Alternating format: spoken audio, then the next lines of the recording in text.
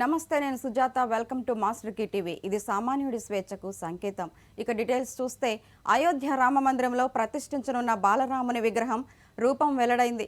పునఃప్రతిష్ఠ అనంతరం దీనిని భక్తులు దర్శించుకోనున్నారు. ఈ ఫోటోలు సోషల్ మీడియాలో వైరల్ అవుతున్నాయి.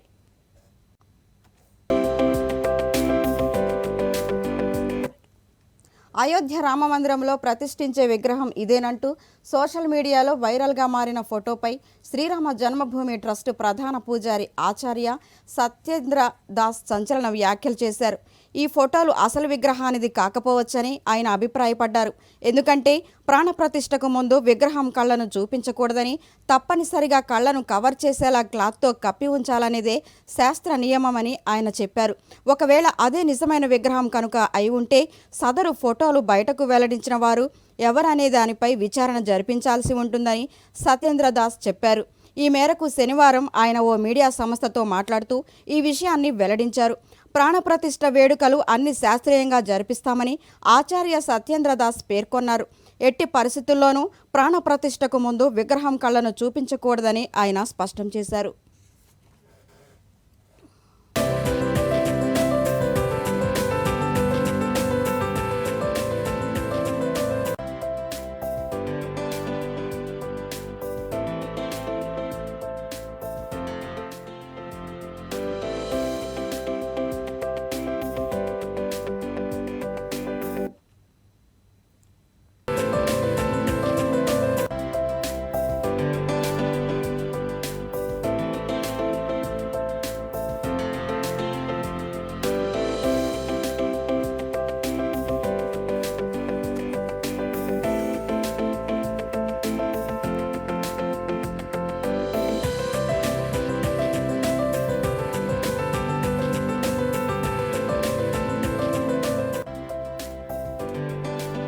రామభక్తులు రాముడి సేవలో మునిగిపోయారు. అయోధ్యలో పవిత్రోత్సవానికి ముందు అయోధ్యలోని రామ్ఘాట్ ప్రాంతంలో 300 అడుగుల మట్టి దీపం సిద్ధం చేశారు.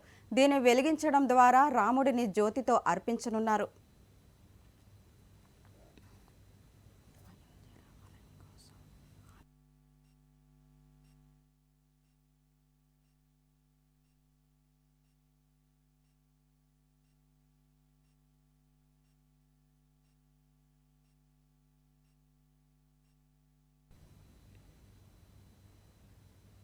అయోధ్య రామాలయం కోసం అలీఘర్ తాళాలు సంస్థ పెద్ద తాళం తయారు చేసింది. 400 కిలోలు ఈ తాళం తయారీకి 6 నెలలు పట్టింది. 22న దీనిని సమర్పించనున్నారు.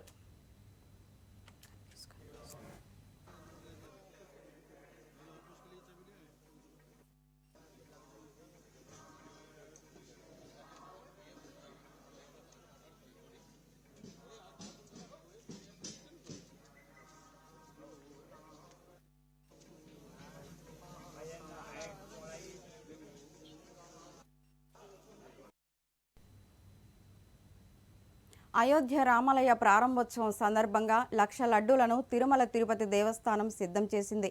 ప్రత్యేక విమానంలో వీటిని అయోధ్యకు చేర్చనుంది. ఒక్కో కవర్లో 2 లడ్డూల చొప్పున తిరుమల శ్రీవారి సేవా సదన్ 1లో ప్యాకింగ్ చేయించారు. ఒక్కో లడ్డు 25 గ్రాములు ఉంటుంది.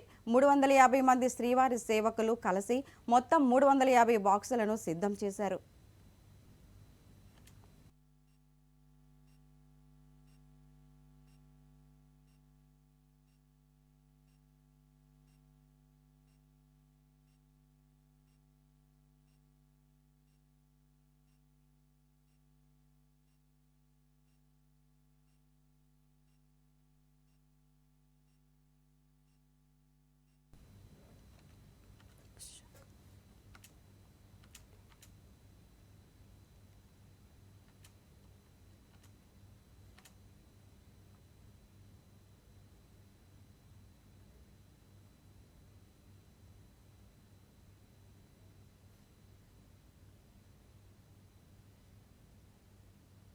స్వచ్ఛ తీర్థుల భాగంగా హోంమంత్రి అమిత్ షా ఇవాళ గుడిని శుభ్రం చేశారు.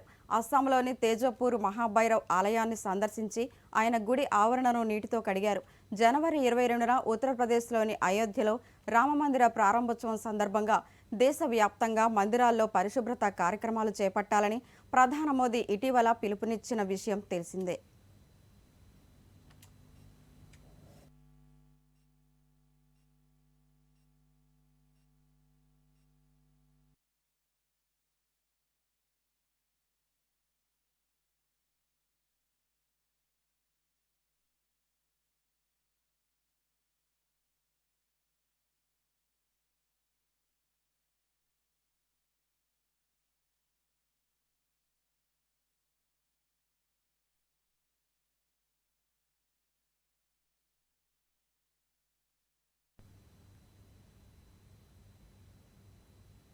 టీడీపీ అధినాయకుడు చంద్రబాబు ఆదేశిస్తే అమలాపురం అసెంబ్లీ నుంచి పోటీ చేసేందుకు సిద్ధంగా ఉన్నారని మాజీ ఎమ్మెల్యే చిల్లా జగదీశ్వరి ప్రకటించారు. అంబేద్కర్ కోనసీమ జిల్లా అమలాపురంలో మీడియా సమావేశంలో ఆమె మాట్లాడుతూ, మహిళలుగా నాకు అమలాపురం నుండి పోటీ చేసేందుకు అవకాశం అధిష్టానం ఇస్తుందని భావిస్తున్నారని అన్నారు. మరోవైపు ఆయన భర్త పురుషోత్తం మాట్లాడుతూ, తన భార్యకు గాని తనకు గాని టీడీపీ టికెట్ ఆశిస్తున్నామని తెలిపారు. పెద్దల నిర్ణయం మేరకు జనవరి 20వ తారీఖు అనగా రేపు మండపేటలో జరగబోయే భారీ బహిరంగ సభలో చంద్రబాబు నాయుడు గారి సమక్షంలో టీడీపీ పార్టీలో జాయిన్ అవటం జరుగుతూ ఉంది. సుమారు 5,000 మందితో వైసీపీ కార్యకర్తలతో రాజీనామా చేయిస్తూ నారా చంద్రబాబు నాయుడు గారు సమక్షంలో అందరం కూడా టీడీపీ పార్టీలో చేరడం జరుగుతూ ఉంది. సమయం చాలా తక్కువ ఉండటం వల్ల జాయిన్ అయ్యే సమయం చాలా తక్కువ ఉండటం వల్ల నా అభిమానులకి కానీ నా శ్రేయభిలాషులకి కానీ పూర్తి స్థాయిలో చెప్పడం జరగలేదు. ఎవరు ఇబ్బంది పడకుండా మీ ఇలా ఇదే నా పిలుపుగా భావించి రేపు జరగబోయే ర్యాలీ అంటే సుమారు అమలాపురంలో 10:30 ఆ ప్రాంతంలో సత్యంతల్లి గుడి వద్ద నుంచి బయలుదేరటం జరుగుతూ ఉంది. మరి మీ అందరూ కూడా నా శ్రేయభిలాషులు నా అభిమానులు అందరూ కూడా మరి అందులో పాల్గొని ఈ యొక్క ర్యాలీని పెద్దల ఆళ్లగడ్డ నుంచి ఎన్నికల బరిలో ఉంటానని బీజేపీ ఇన్ఛార్జి భూమా కిషోర్ రెడ్డి స్పష్టం చేశారు. ఆళ్లగడ్డలోని బీజేపీ కార్యాలయంలో మీడియా సమావేశంలో ఆయన మాట్లాడారు. నంద్యాలలోని సౌజన్య కళా మండపంలో జరిగే బీజేపీ కార్యకర్తల సమావేశానికి రాష్ట్ర అధ్యక్షురాలు పురంధేశ్వరి రానున్నట్లు తెలిపారు. సమావేశానికి బూత్ కమిటీ సభ్యులు తప్పనిసరిగా హాజరై విజయవంతం చేయాలన్నారు. ప్రతి ఒక్క కార్యకర్తతో కూర్చోబోతున్నారు. లైక్ తాలూకాలో ఉన్న ప్రతి ఒక్క కార్యకర్త రావాల్సిందిగా కోరుతూ రాబోయే ఎలక్షన్లో ఎలా చేయాలి కార్యాచరణల గురించి దాని గురించి డిస్కస్ చేయడానికి ఆలగడ్డ నంద్యాల పార్లమెంటరీ కాన్స్టిట్యున్సీ తరఫున ప్రెస్ మీట్ పెట్టడం జరగబోతుంది, అలా మీటింగ్ జరుగుతుంది. సో దానికి ఆలగడ్డ కార్యకర్తలందరూ బీజేపీ కార్యకర్తలందరూ రావాల్సిందిగా కోరడం జరుగుతుంది. ఈ ప్రెస్ ద్వారా అందరినీ రమ్మని పిలవడం జరుగుతుంది. అండ్ బూత్ కమిటీలు అన్నీ కూడా ఆలగడ్డ కాన్స్టిట్యున్సీ తరఫున కంప్లీట్ చేయడం జరిగినది. ఇంకా కొన్ని ఉన్నాయి, అవి కూడా బీజేపీ తరఫున అన్ని కంప్లీట్ అవుతుంది.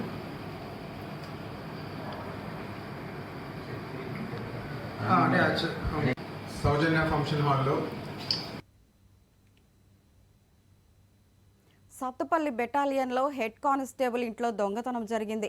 ఫిర్యాదు రాగా సీసీఎస్ సత్తుపల్లి పోలీసులు జాయింట్ ఆపరేషన్ చేసి 216 గ్రాముల బంగారం, 9 మోటార్ సైకిళ్లను రికవరీ చేశారు. ఈ విషయాన్ని ఖమ్మం పోలీస్ కమిషనర్ సునీల్ దత్ విలేకరుల సమావేశంలో తెలిపారు. రికవరీ చేసిన సొత్తు విలువ 22 లక్షల వరకు ఉంటుందని అన్నారు. నమస్కారం. ఈరోజు మన ఖమ్మం కమిషనరేట్లో 4 హ్యాబిచువల్ అఫెండర్స్ పట్టుకున్నారా. ఈ సందర్భంగా ఈ ప్రెస్ మీట్ ఆర్గనైజ్ చేయడం జరిగింది. మన CCS along with Sathupalli local police joint ఆపరేషన్తో మన జిల్లాలో సత్తుపల్లి పిఎస్లో 19th ఒక కేసు నమోదు చేయడం జరిగింది. లాస్ట్ ఇయర్లో ఒక కేసు అయింది. 19th ఇది అఫెండర్స్కి పట్టుకోవడం జరిగింది. ఈ కేసు విషయంకి బ్రీఫ్ ఫ్యాక్ట్స్ మీకు చెప్తున్నాను. ఇందులో 20th డిసెంబర్ 2023కి మనకు ఒక కంప్లైంట్, ఆయన కూడా టీఎస్ఎస్పి 15 బటాలియన్లో హెడ్ కానిస్టేబుల్గా పనిచేస్తున్నారు. అతను కంప్లైంట్ ఇచ్చిన ఆ రోజుకి ఆయన అతని ఫ్యామిలీతో ఒక ఫ్యామిలీ ఫంక్షన్కి అటెండ్ చేయడానికి వెళ్ళినప్పుడు రాత్రి 8:30 to ఆల్మోస్ట్ 11:45 వరకు వాళ్ళ ఫ్యామిలీ ఫంక్షన్లో ఉంటున్నారు. రిటర్న్ వచ్చి వాళ్ళ ఇల్లు చూస్తే కిచెన్ డోర్ బ్రేక్ చేసి అన్నోన్ అఫెండర్ వాళ్ళకి ఇంట్లో దొంగ చేసింది.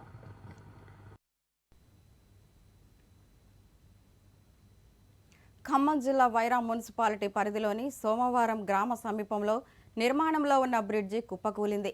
రాష్ట్రీయ రహదారిపై నూతనంగా నిర్మిస్తున్న ఈ బ్రిడ్జి కూలీ ఘటనలో 10 మంది కార్మికులకు స్వల్ప గాయాలయ్యాయి.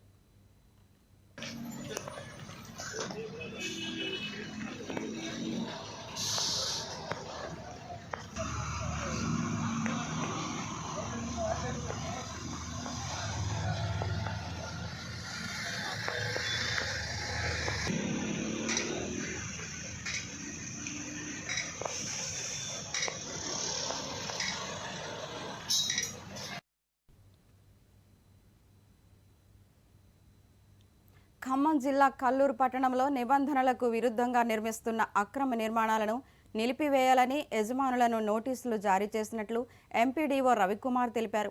ఎవరికైనా ఇష్టానుసారంగా అనుమతులు లేకుండా అక్రమ నిర్మాణాలు చేపడితే చర్యలు తీసుకుంటామని ఎంపీడీఓ రవికుమార్ హెచ్చరించారు.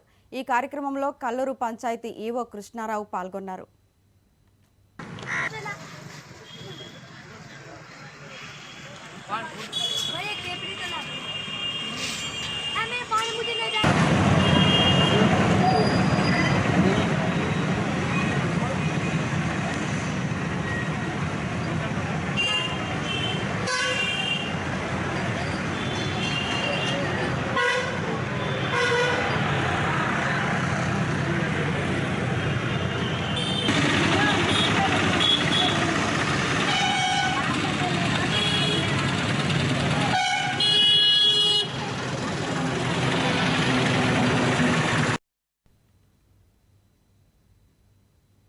ఖమ్మం జిల్లా వైరా మున్సిపాలిటీ సమీపంలో రోడ్డుపై ఓ సైకో వీరంగం చేశాడు.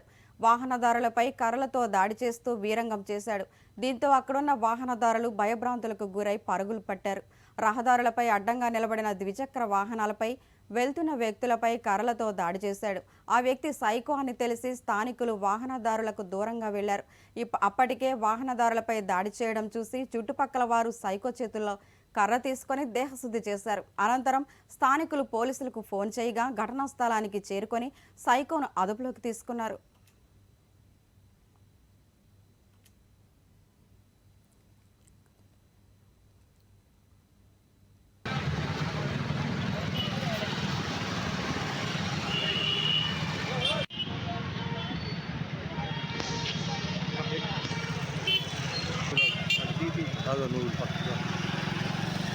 ఎక్కడికి వెళ్దాం కొద్దిగా వాడు చేసేది ఏం చేస్తుంది చూడాలి. రాజు అసలు ఏం చేస్తుంది.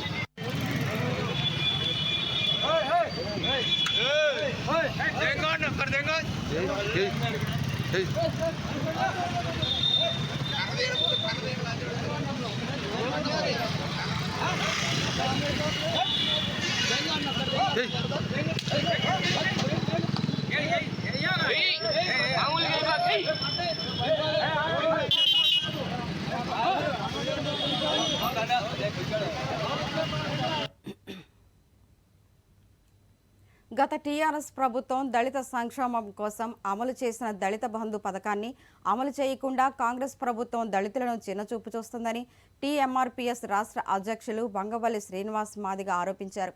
తక్షణం దళిత బంధు పథకం అమలు చేయాలని ఆయన రాష్ట్ర ప్రభుత్వాన్ని డిమాండ్ చేశారు. పెద్దపల్లి జిల్లా గోదావరి గనిలో పెద్దపల్లి జిల్లా అధ్యక్షులు ఏసర్ల రాజకుమార్ అధ్యక్షతన జరిగిన మాదిగల ముఖ్య కార్యకర్తల సమావేశంలో ముఖ్య అతిథిగా పాల్గొన్న బంగవల్లి మాట్లాడుతూ దళిత బంధు పథకం క్షేత్రస్థాయిలో నిజమైన అర్హులని దక్కలేదని ఆవేదన చెందారు. ఇప్పుడు గతంలో ప్రభుత్వం ఇచ్చిన రైతు బంధు, కళ్యాణ లక్ష్మి, కేసీఆర్ కిట్ లాంటి అన్ని అమలు అవుతున్నప్పుడు మరి దళిత బంధులో కూడా సెలెక్ట్ అయిన వాళ్ళు చాలామంది మా దళితులు, మా మాదిగలు అన్ని కులాలు ఉన్నాయి, వాళ్ళకు కూడా అమలు చేయాలనేది మేము డిమాండ్ చేస్తున్నాం. దానిపై ముఖ్యమంత్రి రేవంత్ రెడ్డి గారు మౌనం వీడి మాదిగలకు, దళితులకు న్యాయం చేయాలని మేము డిమాండ్ చేస్తున్నాం.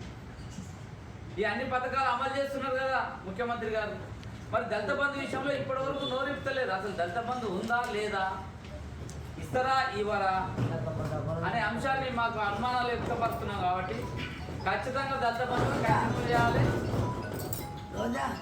మా దళితులకు అనుమానాలు ఏదైతే ఉన్నాయో ఆ అనుమానాలను తేట తెల్లం చేయాలని కూడా మేము గౌరవ ముఖ్యమంత్రి రేవంత్ రెడ్డి గారికి కూడా మేము డిమాండ్ చేస్తాం. అట్లాగే ఈ రాష్ట్రంలో పారిశుద్ధ కార్మికులు 190% మా మాదిగ బిడ్డలే ఉన్నారు. ప్రతిపక్షంలో ఉన్నప్పుడు చాలా చాలా సందర్భంలో మాట్లాడిన రేవంత్ రెడ్డి గారు ఇలా మీరు అధికారంలోకి వచ్చినారు కాబట్టి పారిశుద్ధ కార్మికులను పర్మిట్ చేయాలని కూడా మేము డిమాండ్ చేస్తున్నాము. ఇప్పటికీ ఇంత టెక్నాలజీ పెరిగినా ఇంత అవేర్నెస్ ఏర్పడిన తర్వాత కూడా మలినాన్ని మూత్రాన్ని మొత్తం చేతులతో ఎత్తిపోస్తుంది పారిశుద్ధ కార్మికులు. రోడ్డుపై నడుస్తుంటే వాసన వస్తేనే ముక్కు మూసుకొని పోయే రోజుల్లో చీచీడ కంపు వాసన వస్తుందని కూడా వెళ్ళిపోతున్న టైంలో అండర్ డ్రైన్లలో దిగి మొత్తం దాంట్లోనే మునిగి మొత్తం ఆ మలినాన్ని ఎత్తికొచ్చే కాడ పారిశుద్ధ కార్మికులు ఉన్నారు. పేరు మంచి గాజాపై భీకర దాడులతో విరుచుకుపడుతున్న ఇజ్రాయెల్ ఓ భవనాన్ని బాంబు దాడితో నేలమట్టం చేసిన వీడియో వైరల్ అవుతుంది. ఇది దక్షిణ గాజాలోని ఆల్ ఇస్రో యూనివర్సిటీగా తెలుస్తోంది. అయితే దాడి సమయంలో ఆ భవనంలో ఎవరూ లేకపోవడంతో ప్రాణ నష్టం తప్పింది. కాగా ఈ వీడియోపై విచారణ ఇవ్వాలని అమెరికా ఇజ్రాయెల్ను కోరింది.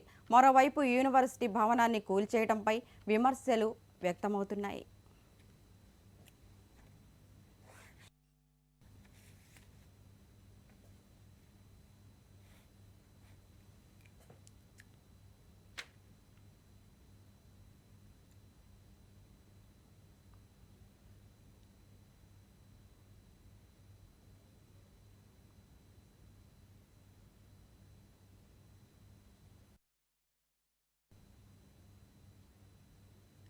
ఇవి బులెటిన్ అప్డేట్స్. మరెన్నో అప్డేట్స్తో మళ్ళీ కలుద్దాం. చూస్తూనే ఉండండి మాస్టర్ కి టీవీ. ఇది సామాన్యుడి స్వేచ్ఛకు సంకేతం.